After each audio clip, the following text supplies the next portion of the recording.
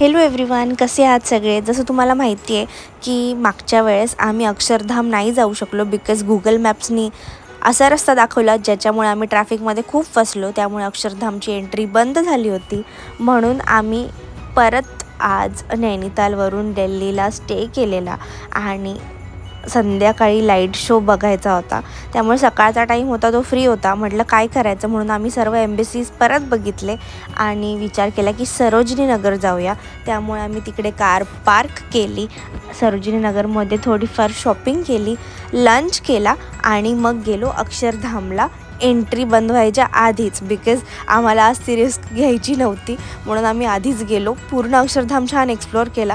But तिथे कुठलेही mobiles allowed नाही आहे, त्यामुळे आम्ही काही शूटिंग नाही करू शकलो आतमधली. But it was very beautiful, खूप छान आहे. एकदा तरी अक्षरधाम जायलाच पाहिजे. मग तिकडचं सगळं झालं आणि आम्ही निघालो वृंदावनच्या दिशेने. Vrindavan was the main point he trip झाली बिकॉज आम्हाला वृंदावन, बरसाना, गोवर्धन हे सर्व करायचंच होतं. त्यामुळे आम्ही म्हटलं की आपण त्यासाठी ट्रिप काढूया आणि मग हे सगळ्या गोष्टी झाल्या. वृंदावनमध्ये आम्ही ऑलरेडी एक होमस्टे बुक केलेला, जिकडे 2 बेडरूम होते आणि एक किचन होतं. चला आपण किचन बघून येऊ.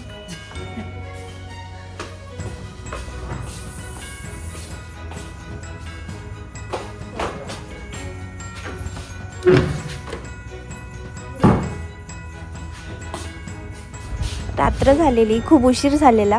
त्यामुळे आम्ही विचार केला की भात लावूया, पापड तळूया आणि आम्ही भाजी, चपाती आणि डाळ हे बाहेरून ऑर्डर केली. पोटभर जेवलो आणि मग झोपलो. Thank you so much for watching our vlogs. Take care. Bye bye.